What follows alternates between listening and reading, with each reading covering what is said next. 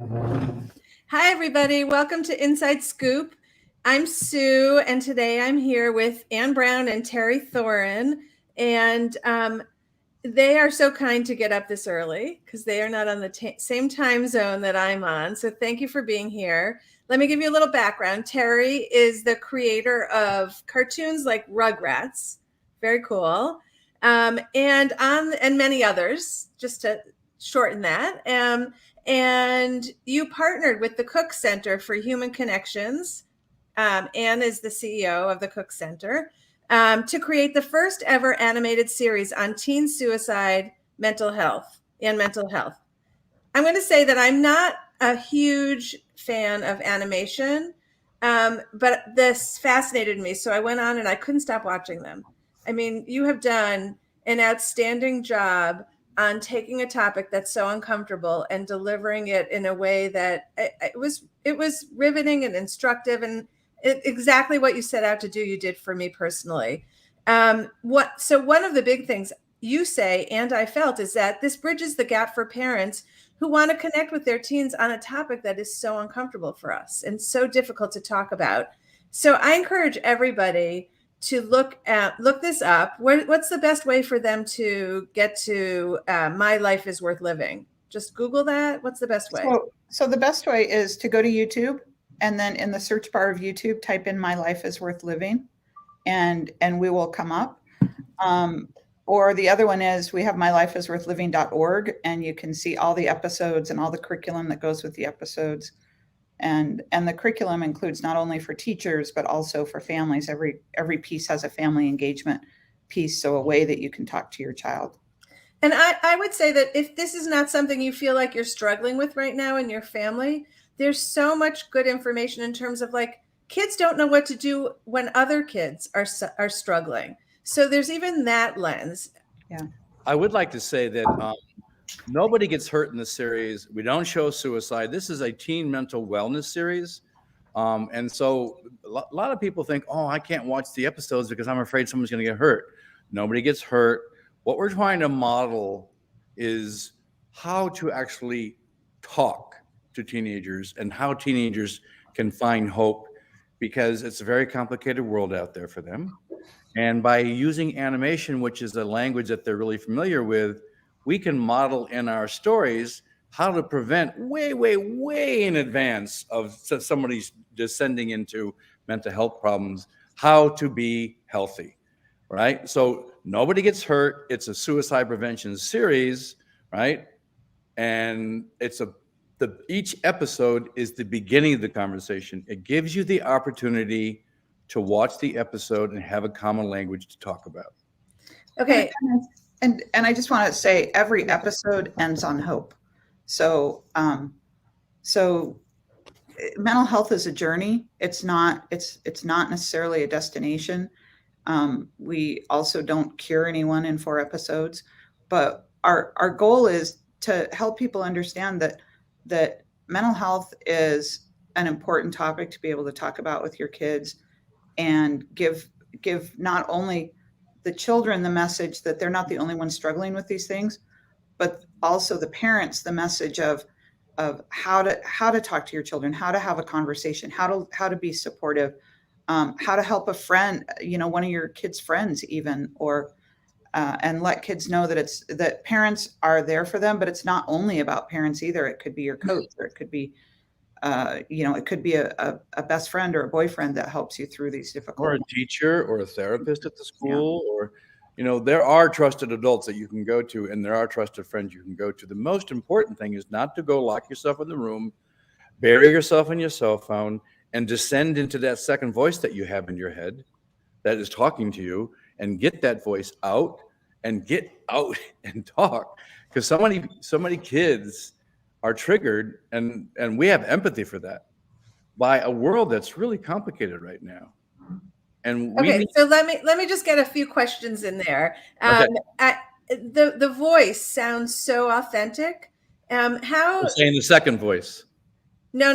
The tone of this series sounds so. We'll get to our inner talk, but afterwards. But the voice of the series sounds so authentic. how did the two of you and your team get to that, really in a way that it doesn't feel pedantic. It doesn't feel like the people watching it are going to be like, I don't understand this. I mean, it really captures all the players, the parents, the teens, and in a voice that we can recognize. How'd you get there? I'll do the first part and you do the second part.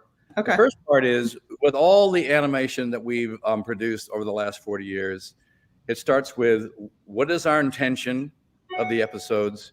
Who are our characters? Do we believe the characters? And what is the situation that we find them in? So that's whether it be the Rugrats or the Wild Thornberrys, which I didn't create. I was a CEO of that company, but I didn't create them. But with this series, do we believe the characters? Are they authentic to us? Then we give them to Anne and her team of, a suicidologist, et cetera. And then Anne. So we make sure that everything that we're putting out has been reviewed by a panel of scientific experts, doctors, PhDs that work in this space of suicide prevention. We have a child psychiatrist who's part of our team. But the real, the heart and the writing really came, well, let me say this. The situations came directly from a leading suicidologist in the country named Dr. James Mazza. And Dr. Mazza he's the one who said to us, these are 5 situations that are some of the leading causes of why children would consider taking their lives. So it's things like sexual abuse in the home, being part of the LGBTQ plus community, having physical trauma. I'm trying to think who I haven't talked to. Being clinically depressed. That's one of them. And then cyberbullying. Even after our series was released, there's a new report that's come out from Harvard, Johns Hopkins, and BYU, and it talks about the 3 biggest reasons that children consider taking their lives. So, and the top one is being bullied. The top one is that idea of not being accepted by your peers and being in those bullying situations. And what we do with Kyle's story and cyberbullying is, it's spot on for what the situation is, and it's spot on for how a parent can help. And that's such a big problem, is that so often parents don't know how to deal with the situations that are in front of them, because these children are living in a time that we didn't live in. We don't have examples of parenting where new data just came out from Utah. 53% of children 6th to 12th grade are worried about another child taking their life by suicide. I wasn't raised like that. My parents didn't give me an example of how to deal in those situations. So one of the things, like we get advice from psychologists that say, broach the conversation with your kid. And no matter how many times I hear it personally, getting those words out of my mouth, like, are you planning on hurting yourself? Are you thinking about taking your own life? It just feels like I'm opening a door to something that they may not have thought about. And that I know is a myth. How do we get around that? How do we get the words out of our mouths that are so hard to say? So we actually model that exact situation for a parent. I mean, I can pull it up and show you right here, but we model exactly what that feels like for a parent. And, dad is worried about Kyle. Kyle comes up, and the first thing, Kyle knows he's kind of in trouble, or dad's worried about him. And Kyle comes up and says, "Dad." And before Kyle can get another word out of his mouth, dad's hugging him and saying, "Are you okay?" Right? That's the first step, asking that question. Are you okay? And Kyle kind of breaks down and says no. And then dad says, "Kyle, I need to ask you something. And whatever your answer is, I love you." And dad just asked the question, "Have you thought about taking your life?" And Kyle breaks down. Dad says, "It's okay. I'm here for you. Let's talk about it." And it's one thing to hear me do it, but man, you hear that 1 minute in animation, and it stays with you forever. And it's on the YouTube. All the animations are on YouTube. So if you go to My Life is Worth Living on YouTube, you'll see a 60-second video there of how to talk to a child. Yeah. And it says this question could save a life. So one of the other things that you see with Kyle's dad is that he does have to be a little persistent. Like Kyle starts out with everything's fine, and he has to push a little bit with this love and gentleness. And it is worth checking all of them out. But that one in particular, I think, is such a hard thing for parents. So one of the other things is that there's so much negative talk going on in our heads, and the way you present it, you know, with a duality of like what you're presenting and what you're thinking, it's so painful. Is that, how did you get to that point of presenting it that way? And is that something that we all live with, that negative self-talk, but it's on a spectrum of how much can you deal with, or is this unique to these kids? So part one with animation, we had the ability to actually personify the second voice in a way that's believable with sound and music and the actual voice talking, right? So that is another reason for using animation to model the appropriateness of these stories. And then Anne can talk to the second part of your question.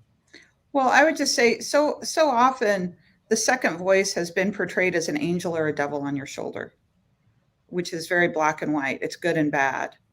And it almost feels otherworldly. And for us, it was very important that we show that the second voice is part of you. It's in your mind, and you have the ability to control the second voice.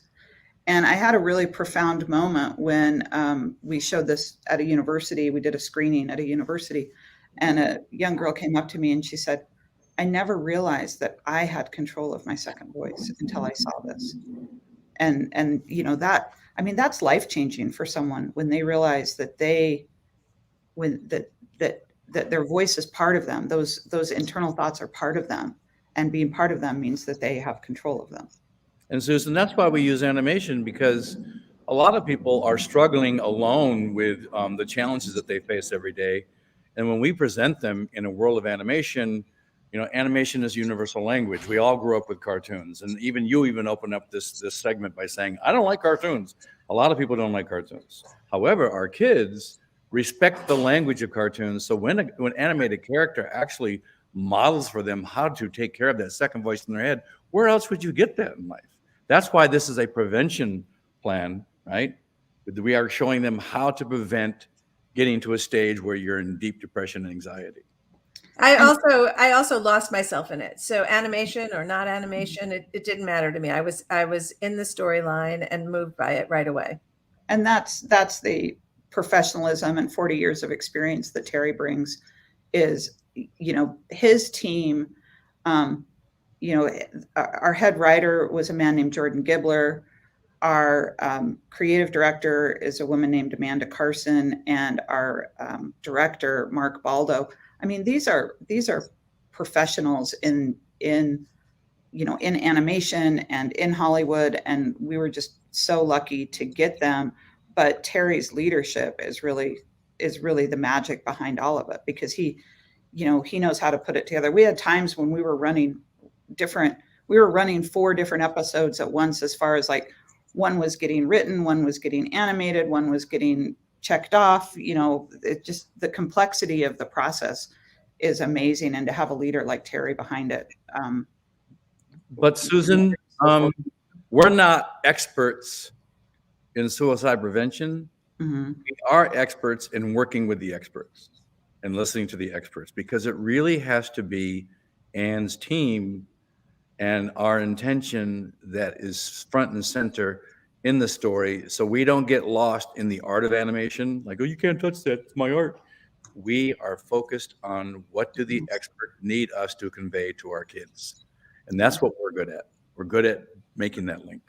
And we listen to the experts. We had, you know, I mean, even what we're talking about with the negative voice, our first, you know, hand drawing of what the negative voice would look like. One of our experts, who's a pediatric epidemiologist, he's like, don't make it look like the devil. You know, he's the one who kind of said, it's part of these kids. have it be part of them. And then that changed our direction with that. It was very early in the It process. started off with really evil eyes and, with Yeah. the yellow, and they said, no, which of course is a typical move that an animator would make. Like, okay, this is what a negative voice looks like to me. It's negative. No, it might be a voice that's speaking negatively, but it's not negative. It's just a mirror. It's a shadow of the character. Okay, so you've built this tool for us as parents, and you already mentioned you go to schools. So it's not so easy for us to get our kids to do everything we want them to do, our teenagers especially. Do you have any advice for how parents, is it just kind of like leaving the book in the bathroom kind of thing? Like you forward it to them with the link and say, hey, you might like this? Or have you looked into the best way for parents to be able to bring their kids into this series? Yeah, I think it's through schools is one thing. I think if parents are willing to watch it and look at our curriculum, like I said, there's a family engagement piece to each one. And so even if the parent and the child haven't watched it together, the curriculum has talking points and discussion points that the parents could have with their child. Things like, have you ever had a friend who's suicidal? Have you ever, or, is there anyone you're worrying about? I mean, those are all suggestions within the curriculum that parents could ask. So you're right. Like, if a parent sat down and said, hey, let's watch this YouTube together, it may not happen. But even if they are looking at the curriculum and they are looking at the YouTube, it'll help them have a conversation with their child.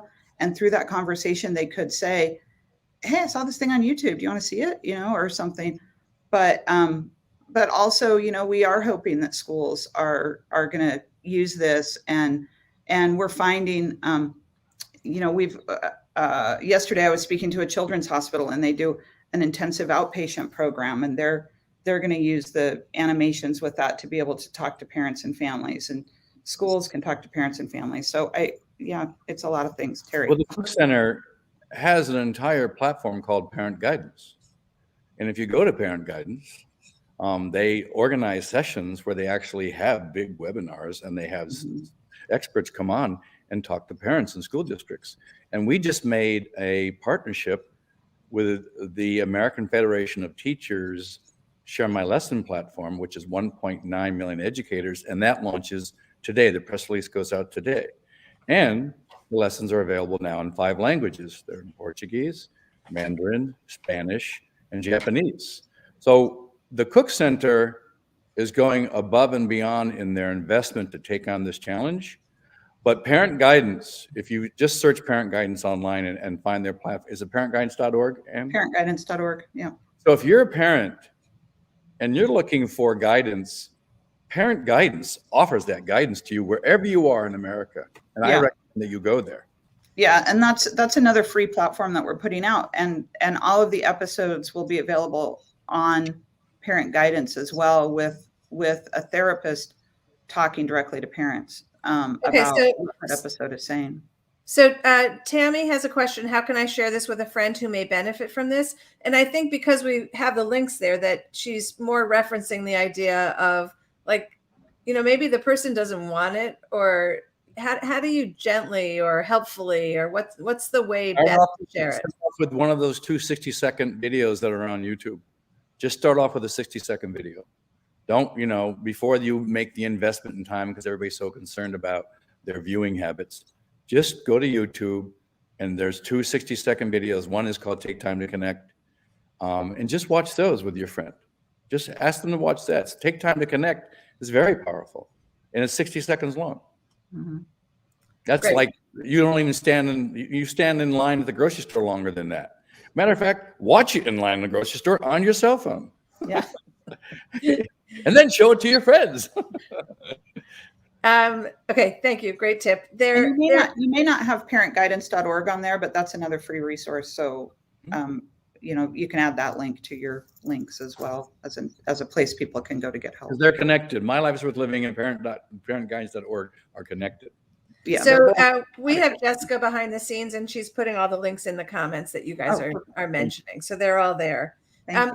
there are some takeaways from watching these series just about behavior that I think are so interesting and helpful to point out. So one is that recovery isn't, or I don't know if recovery is the right language, but coping isn't linear.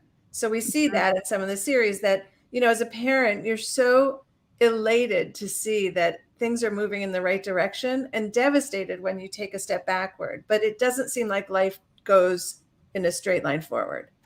I think Kyle is such a great compilation for that message, because even in the fourth episode where you'd think, okay, we're in the final episode of Kyle, so this one's going to be all happiness and roses. He's lying to his dad. He's saying to his dad, saying, "How's it going with the therapist? Great. How's it going at school? Great." And then you're able to see through animation what's really happening. And finally, he has to come back to his dad and have another hard conversation, or where he says, it's still a journey. It's not, I'm understanding more, but I'm still needing help. And that's okay. And that's what we're trying to portray, is we're not trying to fix anybody in 4 episodes. We're not trying to fix anybody at all. It's just the human connection and the journey that you're on is what's important, because with that connection, you can get through the hard things. Yeah, that is really wonderful advice, to be realistic about the journey you're on. So one of the other pieces is that there's another person who often says the right thing. And as a parent, it might not be you. Even though you want it to be you, it might not be you. How do we can we search for the right person for our kids, or does it just organically happen if they're lucky enough? I think that you have to be proactive.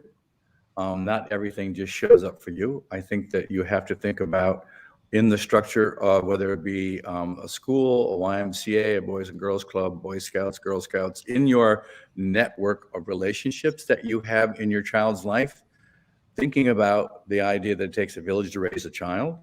Don't think that you have to do it alone. If you ask other people that you trust and have also raised kids and had the experiences, they would be like, "Whoa, you're asking me? Sure, let me see how I can help."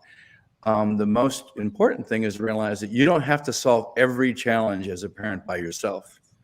You can actually ask other people, like, I'm having this challenge with my child, and I'm curious to know if you've ever encountered these problems. And communication is everything. And that's what we try to communicate in all the episodes, is that there are people around you that can help. Don't just wait for it to show up, because, every day is so complicated. Reach out and ask. And pay attention to who you're surrounding your children with. I think a great example of where Terry's talking about is when in our Emily episodes, the girl who's dealing with sexual abuse in the home, her best friend's mom walks with her to talk to her mom. So Shayla's mom walks with Emily to talk to Emily's mom. And Emily's mom doesn't get mad. She believes her daughter. She takes action to get her daughter out of a situation. And, so we're modeling how moms can talk to each other about a difficult topic there. And the challenge is Emily's mom is dating somebody who's molesting her daughter. Right. And so a real hard conversation, right? So she doesn't want to talk to her mom about it. So she talks to her best friend's mom, who becomes the ambassador who opens the door to that conversation with her mom. But as a mother who, I've raised a 29-year-old and a 25-year-old currently. And, that mom network is so important. And you need to, and as a mom, sometimes there's people you need to surround yourself with, and sometimes there's people that you need to stop surrounding yourself with. And you need to make those choices as a parent. And the same is true for who you surround your children with. My daughter, who's 29, at one point when she was about 14, she said, "Mom, I now have my own network of friends. I don't need to be friends with your friends' kids." And it's not that she didn't like her friends' kids, But what she's told me now as a 29-year-old is those kids were engaging in things that she didn't want to engage in, but they kept getting thrust together because the moms were friends, so it's, it's tricky. I mean, it's tricky how to surround your friends, but what you find as you become a mother of 20-year-olds is that there are people in your life who truly helped you raise your children, and find those people and lean on them and help them raise their children, because it's a two-way street. If they ask. Well, yeah. Well, I've had people that have butted their nose, and I've raised 3 boys, and they're like, okay. Yeah. It's tricky. It's tricky. A lot of common sense, right? A lot of common sense. It's tricky, but it is a network, and it is connection, and it's being open to learning, and failing and getting back up and succeeding again, and knowing it's okay. It's okay to fail, and you just got to keep going. And so, the stakes are so high. So one of the things I just want to add on here is sometimes as parents, we want to be the solution, and our kids don't want us to be the solution. So that's a trickier one. Mm-hmm. But to be able to step away and say, I'm not going to solve this. I should, because I love my kid more than I need to be the one to solve this. I need to find that person. And it might be an aunt. I mean, there's, just look around at who's in your world. It might be a spiritual person if you're religious, or someone at school. Coach, drama teacher. Yeah, coaches are great. Yeah. Coaches spend more time with kids than like anybody else in their day outside of their parents. Yeah.